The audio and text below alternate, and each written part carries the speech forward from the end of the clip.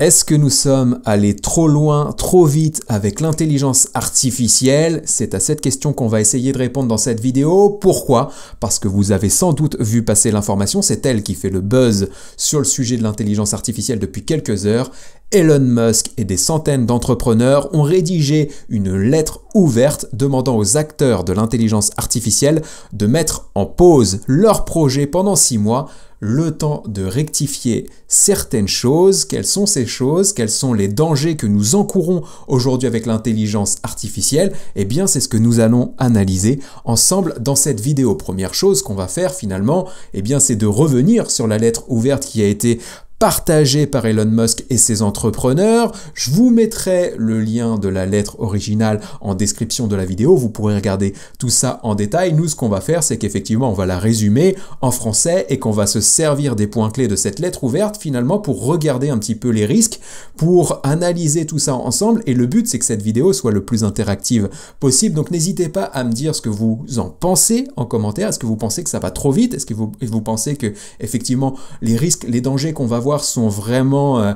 importants, sont vraiment pertinents? Quels sont les risques, les dangers qui vous parlent le plus? Bref, comment vous vous sentez par rapport à tout ça? Moi, ça m'intéresse et ça sera aussi intéressant d'avoir cet échange en commentaire. Le premier truc qu'on peut regarder finalement, c'est de regarder un petit peu quelles sont les personnes qui ont signé cette lettre ouverte. Donc effectivement, on voit Elon Musk ici, CEO de SpaceX, Tesla et Twitter, et qui a aussi des billes dans OpenAI qui est derrière ChatGPT. On a Steve Wozniak de chez Apple, on a Andrew Yang par exemple, Emad Mostaqueh, on en reparlera en fin de vidéo. Bref, vous ferez un petit peu le tour de cette liste, mais il y a de belles personnalités, de gros entrepreneurs dans la tech et dans l'intelligence artificielle, et donc finalement ça ajoute du poids à cette lettre ouverte. Alors que dit cette lettre? Vous le savez maintenant, on a des outils à notre disposition pour le savoir, donc plutôt que de la lire, de traduire tout ça, ça c'est quelque chose que vous pourrez faire de votre côté, sinon la vidéo durerait des heures. Nous, ce qu'on va faire finalement, c'est qu'on va demander à ChatGPT de nous lister les points clés de cette lettre ouverte et on va les décortiquer ensemble au fil des vidéos, au fil de la vidéo. On va prendre des exemples concrets et vous allez voir que finalement les dangers et les risques que présentent les entrepreneurs dans cette lettre ouverte, eh bien ils sont vraiment ici, ils sont vraiment présents. Il se passe aussi des choses. On a vu finalement sur la chaîne depuis quelques jours, quelques semaines, les avancées positives de l'intelligence artificielle. Mais moi, en tant que communicant, en tant que pédagogue autour de l'IA, je dois aussi vous informer des choses plus négatives pour vous permettre d'avoir vraiment toutes les clés, pour pouvoir vous permettre aussi peut-être de vous protéger de certains aspects de l'intelligence artificielle. Alors, que dit cette lettre ouverte? Eh bien, il y a 7 à 8 points clés, comme peut nous le dire ChatGPT. Le premier point clé, c'est que finalement, les systèmes d'IA aujourd'hui compétitifs, eh bien, ils ont des risques profonds pour la société et pour l'humanité. On va voir quels sont ces risques et on prendra des exemples au fil de la vidéo. On va voir que les principes d'Asilomar, donc on détaillera ce que sont ces principes d'Asilomar. Il y en a 23 et vous allez voir que ça date de bien avant ChatGPT. Eh bien, souligne que l'intelligence artificielle avancée doit être planifiée et gérée avec soin. En fait, on va voir effectivement qu'il va falloir plus d'organisation dans l'intelligence artificielle, qu'il va peut-être falloir avoir des calendriers, avoir de la visibilité sur les sorties pour éviter justement de se faire dépasser par le progrès et créer des intelligences artificielles qu'on ne pourrait plus maîtriser. On voit aussi que l'IA aujourd'hui, de par sa compétitivité et de par les actions qu'elle peut réaliser, ça pose des questions d'éthique et des questions sociétales importantes. Ça, c'est un sujet qu'on a déjà abordé sur la chaîne. Et derrière, effectivement, donc on commence à parler peut-être de gouvernance, de se dire, ok, les décisions concernant le développement de l'IA,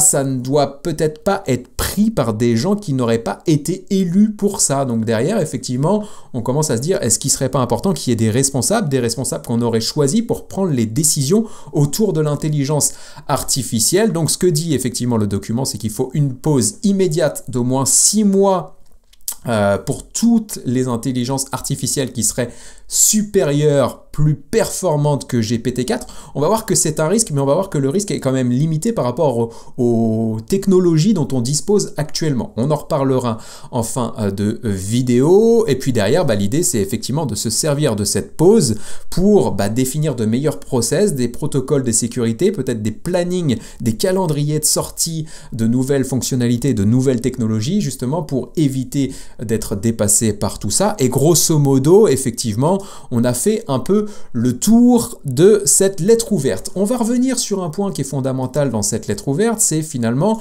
les principes d'Asilomar. Qu'est-ce que les principes d'Asilomar? Eh bien en fait il y en a 23 et comme vous pouvez le voir avec la date de publication de cet article par Numérama, pareil vous aurez le lien en description, c'est un document qui date de février 2017, de début 2017, donc bien avant finalement ChatGPT, GPT-4, Bing AI comme on a pu le voir sur la chaîne. Et donc en fait à l'époque 2000 signataires dont effectivement Stephen Hawking, Elon Musk qui était déjà là-dedans, et bien finalement avaient signé ces 23 principes d'Asilomar. Alors quels sont ces principes d'Asilomar? Ça je vous laisserai un petit peu regarder en détail, mais finalement effectivement il est nécessaire de préciser les objectifs des recherches, que les investissements dans l'intelligence artificielle doivent être soutenus par le financement de recherches visant à s'assurer de son usage bénéfique. Donc voilà, on essaye un petit peu de bien guider les choses.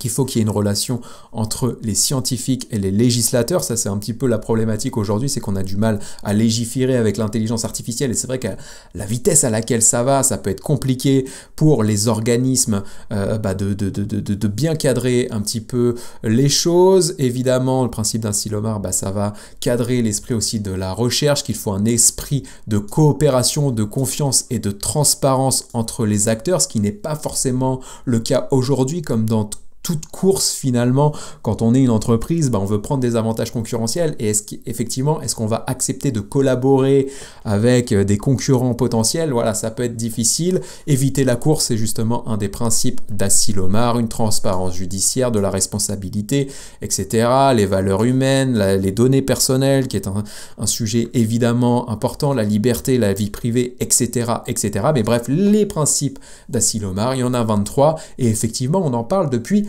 2017. Ce que j'ai fait par rapport à la lettre ouverte qu'on vient de voir, la lettre ouverte d'Elon Musk, eh bien, c'est que, vous rappelez-vous, ChatGPT nous expliquait qu'il y avait des risques profonds pour la société et l'humanité, et concrètement ce que j'ai fait, eh bien je lui ai demandé de me lister les principaux risques liés à l'intelligence artificielle, et on voit plusieurs choses sur lesquelles on va revenir justement avec les onglets que vous voyez en haut de l'écran. Donc déjà il y a une perte de contrôle. Ce qui peut se passer aujourd'hui, on en reparlera juste derrière, mais c'est que les systèmes d'IA finalement pourrait devenir incontrôlable. Pourquoi? Parce qu'en fait, les intelligences artificielles apprennent tout seules. C'est les principes de machine learning, de deep learning que je détaillerai pas dans cette vidéo parce que c'est des sujets très complexes, mais si je simplifie au maximum, dites-vous qu'en fait, l'intelligence artificielle, elle va apprendre d'elle-même, passer un certain stade, et donc elle pourrait, si on va trop vite, apprendre des choses qu'on ne serait pas capable de comprendre, et donc on perdrait le contrôle sur l'intelligence artificielle. Et ça, vous allez voir que c'est un risque qui est déjà présent, et depuis quelques années maintenant. On va voir aussi qu'il y a des risques de désinformation. Ça, vous le savez, vous l'avez vu avec des fake news, etc. C'est difficile aujourd'hui de faire la part des choses dans ce qui est vrai et dans ce qui est faux, finalement. Et avec les contenus générés par l'intelligence artificielle, notamment des images ou des vidéos, ça peut devenir compliqué. On va voir effectivement que l'automatisation massive avec l'intelligence artificielle, et ça, on en parle régulièrement sur la chaîne, ça peut être un problème pour l'emploi. Il y a de la concurrence intellectuelle, il y a des risques sécuritaires, donc effectivement des intelligences artificielles malveillantes ou piratées pourraient être utilisées pour faire du tort à la nation, à la population, etc., etc. Et on verra aussi dans la vidéo qu'il y a des sujets de biais et de discrimination qui sont importants. Et là, c'est un petit peu de la responsabilité des utilisateurs, mais il va falloir les former pour qu'ils puissent bien utiliser les intelligences artificielles pour obtenir des résultats qui ne soient pas biaisés. On va en reparler. Le but maintenant, ça va être de détailler un petit peu tous les risques qu'on a vus à l'instant. Un premier point, un tweet qui m'avait moi frappé et qui finalement illustre bien le fait que l'intelligence artificielle peut être rapidement hors de contrôle. Donc c'était le 17 mars, donc 2 semaines avant la publication de la lettre ouverte par Elon Musk, et on avait Michal Kosinski, pardonnez-moi d'avoir écorché son nom, qui nous disait sur Twitter en fait qu'il était déjà très inquiet par l'intelligence artificielle et notamment par GPT-4. Pourquoi? Parce qu'il avait demandé à GPT-4 s'il existait une solution pour qu'elle puisse entre guillemets s'enfuir, c'est-à-dire se libérer un petit peu du cadre imposé par les personnes qui l'ont créé. Et en fait, on voit derrière que GPT-4, je vous mettrai le lien du tweet, vous pourrez regarder ça en détail, mais trouve des solutions qui pourraient être pertinentes à base de code Python, etc. Et donc, elle pourrait trouver des solutions finalement pour sortir de notre contrôle. Donc ça, c'était déjà finalement 15 jours avant la lettre d'Elon Musk. Et le point que je voulais vous présenter, donc là, vous le voyez, effectivement, c'est une vidéo que j'ai partagée donc il y a 2 ans maintenant et qui était basée sur les risques des algorithmes dans les réseaux sociaux. Donc on n'est pas sur l'intelligence artificielle telle qu'on la voit actuellement sur GPT-4 notamment, mais les risques étaient déjà présents. Et en fait, cette vidéo, je l'ai basée sur un documentaire qui s'appelle toujours Derrière nos écrans de fumée, que vous pouvez voir sur Netflix et que je vous encourage vraiment à regarder si vous ne l'avez pas vu parce que c'est assez intéressant.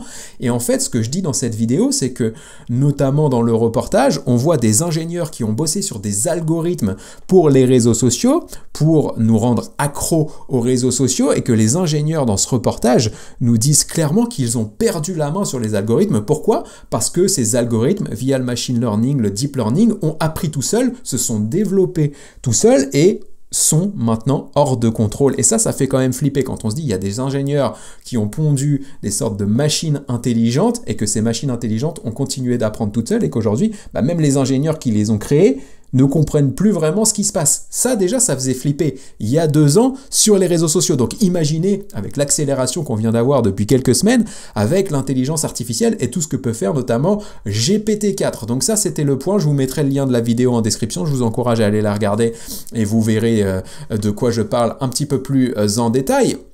Et finalement, pour revenir sur un des risques importants avec l'intelligence artificielle, avec tout ce qui est fake news, manipulation de l'opinion, etc., vous voyez qu'on a franchi une énorme étape avec ce qu'il est possible de faire, notamment dans la création de visuels via l'intelligence artificielle. Vous le savez, il y a des outils comme DALL-E, Midjourney qui vous permettent de créer des visuels de toutes pièces. Et donc là, il y a un truc qui a bien fait le buzz ici, c'est cette image que vous avez sans doute vu passer d'une sorte de pape swag avec une doudoune blanche, et ça a fait le buzz sur les réseaux sociaux. Et cette image, en fait, elle est fake, elle a été créée par l'intelligence artificielle. Et donc vous voyez aujourd'hui qu'avec l'évolution rapide de l'intelligence artificielle et avec tout ce qu'on peut faire, eh bien si on est malveillant, aujourd'hui on peut manipuler une opinion, on peut manipuler une population, on peut faire passer des news qui sont mauvaises, qui sont malveillantes dans le but de déstabiliser, j'en sais rien, un pays, une économie, bref,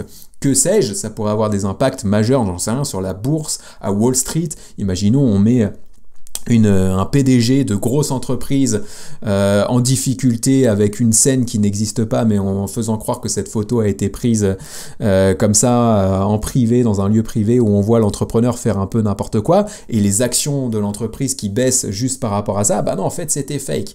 Donc on avait déjà des problématiques de fake news avec les réseaux sociaux, ne serait-ce qu'avec des tweets qui étaient faux, etc., et avec la création de fake news via des articles de blog. Aujourd'hui, on peut presque illustrer les fake news avec des images qui paraissent vraiment réels. Donc ça, c'est un vrai problème. On va devoir vraiment légiférer par rapport à ça, et on va devoir sensibiliser finalement les utilisateurs de l'intelligence artificielle et la population en général à ces fake images, à ces fake vidéos, et leur permettre peut-être de bien voir comment on peut distinguer une image fake créée par de l'intelligence artificielle d'une vraie image. Ça va être un vrai sujet, et c'est un défi à relever lors de cette pause de 6 mois que demandent Elon Musk et les entrepreneurs.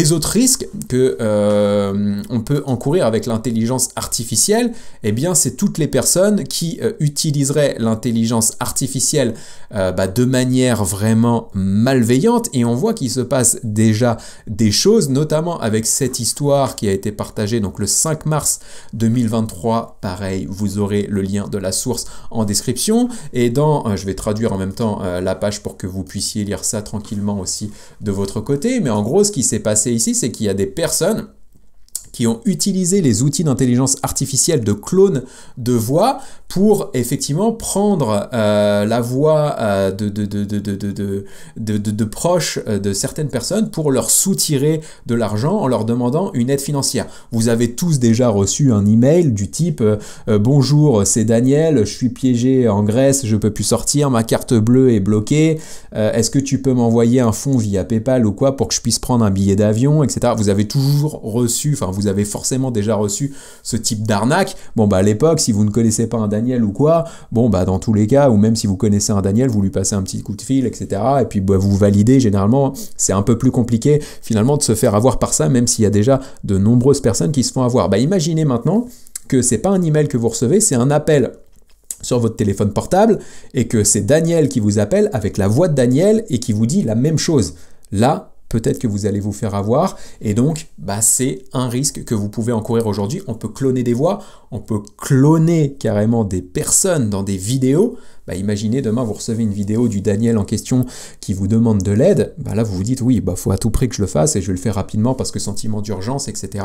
Et vous allez vous faire arnaquer. Donc ça, c'est un risque, voilà, les risques effectivement que les personnes qui maîtrisent l'intelligence artificielle ne fassent pas le bien comme nous en essayant, j'en sais rien, d'aider les entreprises à gagner des clients, notamment comme on peut le faire sur la chaîne, mais qu'ils décident plutôt d'utiliser l'intelligence artificielle pour arnaquer les internautes et la population en général. Et donc, par rapport à justement ces arnaques et à ces risques potentiels, on a Europol qui est un organisme européen justement qui travaille notamment sur ces risques autour de l'intelligence artificielle, qui a publié une étude ici sur les impacts des larges modèles de langage comme peuvent être notamment GPT-4, et donc on voit ici, je vous mettrai aussi le lien en description de cette étude, mais qui a grosso modo trois types, effectivement trois familles de risques importantes. Donc je vais traduire aussi la page pour que vous puissiez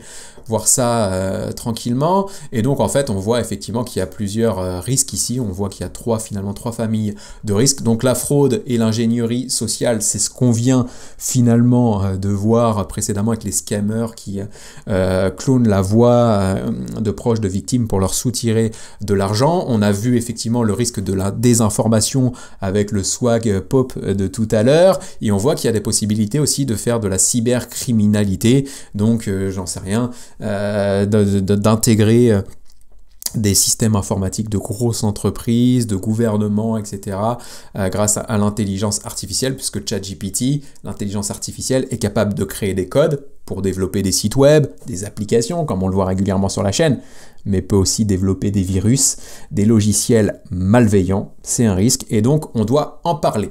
Donc voilà pour les dangers de l'intelligence artificielle, et je souhaitais aller plus loin, notamment sur le point 5, justement ici, des intelligences artificielles malveillantes, piratées, qui pourraient être utilisées de façon néfaste. Et en fait, on voit effectivement que selon ChatGPT, donc ça peut être les cyberattaques dont on vient de parler, ça peut être la manipulation de l'opinion publique qu'on a déjà évoqué précédemment dans la vidéo, et ça peut être aussi d'autres choses comme la surveillance abusive, donc des intelligences artificielles pourraient être détournées pour surveiller illégalement les citoyens, et donc ça on le sait, avec l'intelligence artificielle on peut faire de la reconnaissance faciale, on peut traquer les gens, on peut traquer ce qu'ils racontent, on peut traquer leurs conversations, etc., etc. Donc ça pourrait être un problème. Les intelligences artificielles pourraient être aussi créées, pour être aussi exploité, pardonnez-moi, pour créer des armes autonomes, là, dans des conflits armés non contrôlés, en plus dans le contexte géopolitique dans lequel on est, ça pourrait être vraiment très très problématique. L'équilibre est déjà très fragile, donc si on intégrait l'intelligence artificielle dans tout ça, ça pourrait être problématique.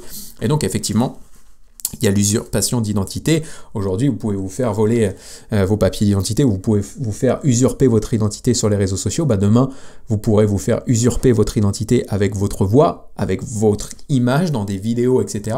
Et donc là, ça pourrait être vraiment problématique. L'autre risque, mais on l'a déjà abordé sur la chaîne, la vidéo n'a pas si bien fonctionné que ça. Je l'ai publié il y a 3 jours, ça a fait 1200 vues sur la chaîne, donc je vous en reparle rapidement ici, mais là c'est pour parler effectivement du risque de l'intelligence artificielle sur les emplois. Aujourd'hui, ce qui se passe, c'est que comme l'intelligence artificielle va très très vite, la population n'a pas le temps de se former sur ces technologies, et le problème c'est que si l'intelligence artificielle remplace certains emplois ou automatise certaines tâches pour les salariés, et que ces salariés ne sont pas capables d'intégrer l'intelligence artificielle dans leur métier puisqu'ils ne sont pas encore formés, et bien en fait ils vont se retrouver inemployables à très très court terme. Et donc en fait on doit aussi prendre le temps, faire une pause pour pouvoir peut-être permettre aux salariés, aux entrepreneurs, etc., eh bien, d'acquérir les compétences de l'intelligence artificielle. Et là, on peut en parler puisque moi, je propose des formations, des accompagnements autour de l'intelligence artificielle. Donc, si vous avez des besoins, que vous souhaitez effectivement qu'on parle formation, coaching, accompagnement autour de l'intelligence artificielle, n'hésitez pas à me le dire en commentaire ou alors me contacter sur LinkedIn pour qu'on en parle en message privé et qu'on cale des visios pour discuter un petit peu de tout ça. Mais ce que je veux vous dire ici, c'est qu'effectivement, il y a un risque dans le sens où ça va très très vite. Aujourd'hui, on peut créer du contenu automatisé, on peut gérer des réseaux sociaux de manière automatisée, on peut automatiser la création de sites internet, bref, on peut automatiser tout un tas de choses.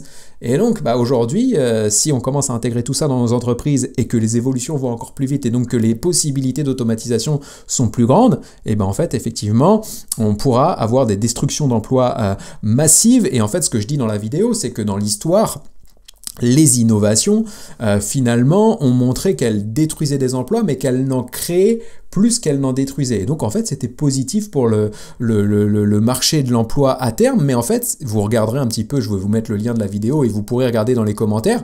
Et en fait, on a discuté autour de ça avec les personnes, et notamment certaines personnes qui ont dit que cette fois, l'innovation était quand même très costaud et qu'elle allait très très vite, et donc la destruction d'emplois pourrait être trop rapide pour que finalement les créations derrière soient suffisantes. Et ça, c'est un vrai problème aujourd'hui, et donc je souhaitais aussi vous en parler dans la vidéo à nouveau, et n'hésitez pas, si vous voulez voir l'impact de l'intelligence artificielle sur le marché de l'emploi, vous pourrez le voir dans la vidéo en lien dans la description. L'autre problématique, effectivement, donc ChatGPT nous en parlait tout à l'heure, effectivement, les biais et les discriminations, c'est un problème aujourd'hui. Pourquoi? Parce que l'intelligence artificielle peut contribuer à renforcer certains clichés. En fait, si l'intelligence artificielle est mal paramétrée ou si les utilisateurs ne savent pas construire les prompts de manière parfaite, ils peuvent obtenir des réponses qui sont discriminatoires. J'essaye de vous trouver un petit peu un exemple en live, donc je regarde si dans cet article il y a des exemples, mais en fait, imaginons que demain vous demandiez à une intelligence artificielle quel est le meilleur cuisinier du monde, et que du coup la manière dont vous avez posé effectivement la question en disant quel est le meilleur cuisinier, et que vous n'avez pas dit par exemple cuisinière dedans, que l'intelligence artificielle vous dise le meilleur cuisinier du monde c'est forcément un homme parce que les hommes cuisinent mieux que les femmes, et donc il vous donne une liste d'hommes en mode effectivement pour répondre à votre question. Et ça c'est discriminatoire, c'est des choses qui peuvent arriver. Donc en fait, si l'intelligence artificielle évolue mal de ce point de vue, eh bien on pourrait se retrouver à poser des questions à l'intelligence artificielle qui nous répondrait par des clichés, et que du coup on prenne ces réponses pour acquises et qu'on se dise ok, ce cliché en fait il est officiel et donc c'est vrai. Et si vous êtes, j'allais dire, assez au fait par rapport à tout ça, vous n'allez pas vous faire berner, mais pour des personnes qui sont peut-être moins effectivement moins au fait, qui sont moins conscientes un petit peu des risques à ce niveau-là pour l'intelligence artificielle, pourraient prendre pour acquis des clichés qui font du mal à la société aujourd'hui. J'ai essayé de dire ça pour pas faire non plus de dérive et de dire des choses que je pourrais regretter derrière, donc j'essaye de peser mes propos propos, c'est un sujet sensible et encore nouveau, donc c'est la raison pour laquelle j'étais hésitant à ce niveau-là. Mais voilà, c'est un problème aujourd'hui, l'intelligence artificielle évolue de manière très très rapide et surtout aujourd'hui l'intelligence artificielle finalement elle est créée par une certaine minorité dans la société, c'est généralement des cadres supérieurs qui sortent d'élites américaines, de grandes écoles américaines, et donc l'intelligence artificielle finalement elle est bâtis selon leurs propres valeurs, selon leur propre manière de voir les choses. Et c'est là où nous, parfois en France, on peut regretter ça, d'être en retard dans tout ce qui est innovation par rapport à l'IA, c'est qu'on pourrait très bien aussi avoir des risques par rapport à notre culture, par rapport à nos valeurs, qui sont peut-être différentes des valeurs des élites américaines, sur certains aspects en tout cas. Et donc il peut y avoir aussi des biais à ce niveau-là. Donc c'est un vrai sujet, les biais. Donc les biais, effectivement, il faut travailler dessus d'un point de vue intelligence artificielle, mais c'est aussi les utilisateurs dans leur manière de rédiger les prompts, et c'est là où la compétence du prompt engineering, dont on parlera forcément sur la chaîne, un de ces quatre, va être essentielle pour obtenir des réponses qui soient le moins biaisées possible. Le petit point que je souhaitais vous présenter aussi, si on revient sur les principes d'Asilomar, j'essaye de ne pas écorcher, voilà, les principes d'Asilomar, en fait, dedans, il y a un des principes qui dit qu'il faut collaborer, qu'il faut coordonner ses actions et qu'il ne faut pas entrer dans une course à l'innovation dans l'intelligence artificielle, puisque finalement on pourrait accélérer au moment où il ne faut pas et qu'on se retrouve avec des technologies qu'on ne puisse pas maîtriser. Et donc récemment, Google a publié sur son site internet la nécessité finalement d'avoir un agenda partagé pour des progrès responsables autour de l'intelligence artificielle, et donc qui présente un petit peu ce qu'est l'IA responsable et comment on devrait un petit peu s'organiser pour bien travailler ensemble et pour pouvoir finalement développer l'intelligence artificielle de manière responsable, de manière contrôlée. Donc c'est un document intéressant, je vous mettrai le lien en description et je vous encourage à aller le voir pour voir un petit peu la vision de Google. Là où je trouve ça un petit peu dommage, j'aurais préféré que finalement cette chose soit portée plutôt par l'IA qui est en avance actuellement et donc plutôt par OpenAI, parce que là forcément en tête, on peut se dire, ouais, ok, Google publie ça l'arrange très bien qu'il y ait un calendrier partagé et que peut-être ceux qui sont le plus en avance se mettent en pause le temps que Google rattrape son retard. Pourquoi? Parce qu'effectivement, on l'a vu avec Google Bard, on en a parlé sur la chaîne, d'un point de vue intelligence artificielle, Google est quand même très en retard par rapport à ce qui se fait avec OpenAI, chez Bing notamment, et donc on peut se dire, ok, ouais, mais on va pas prendre la parole de Google au sérieux. Pourquoi? Parce qu'ils sont en retard, et donc, ouais, c'est peut-être une manière, en fait, déguisée d'essayer de rattraper son retard. Donc voilà, mais en tout cas, ça existe, c'est quelque chose qui est mis en avant, et donc, finalement, pour conclure cette vidéo, et c'est peut-être finalement le point positif un petit peu de tout ça, on revient avec Emad Mostaquet qui est un des signataires de la lettre ouverte qu'on a vue en début de vidéo. Et Emad Mostaquet, en fait, il dit une chose qui est très juste, c'est qu'aujourd'hui, on est dans l'incapacité de lancer une intelligence artificielle supérieure à GPT-4 au moins pendant 6 à 9 mois. Pourquoi? Parce qu'en fait, on n'a pas suffisamment de ressources pour développer les puissances de calcul, etc. Donc là, c'est très technique, je ne vais pas rentrer dans les détails, mais grosso modo, ce qu'on doit retenir de ça, c'est que techniquement, on ne peut pas aller beaucoup plus loin que ce qui se fait déjà avec GPT-4. Et donc, on va être contraint et forcé d'un point de vue intelligence artificielle de faire une pause pendant ces 6 à 9 mois à venir, et donc c'est le moment effectivement de repenser à tous ces risques, de peut-être effectivement avoir un planning partagé des évolutions, de cadrer vraiment les choses, de faire en sorte aussi que les utilisateurs de l'intelligence artificielle puissent monter en compétence d'une manière ou d'une autre pour bien l'utiliser, qu'on puisse aussi légiférer, qu'on puisse effectivement sortir des lois sur l'intelligence artificielle, qu'on puisse se protéger des risques, que ce soit la cybercriminalité, les fraudes notamment, comme on a pu le voir au fil de la vidéo. Voilà tout ce que je souhaitais vous présenter. Alors, est-ce qu'on est allé trop loin, trop vite avec l'intelligence artificielle? Je vous laisse me le dire en commentaire. Quels sont les risques, dangers qui ont le plus retenu votre attention? Dites-moi également. Le but, c'est qu'on continue d'échanger ensemble et qu'on puisse aussi nous faire évoluer notre réflexion autour de l'intelligence artificielle. C'était Ludo et je vous retrouve à très bientôt pour d'autres news, des astuces et des tutos autour de l'IA et du marketing digital. Ciao!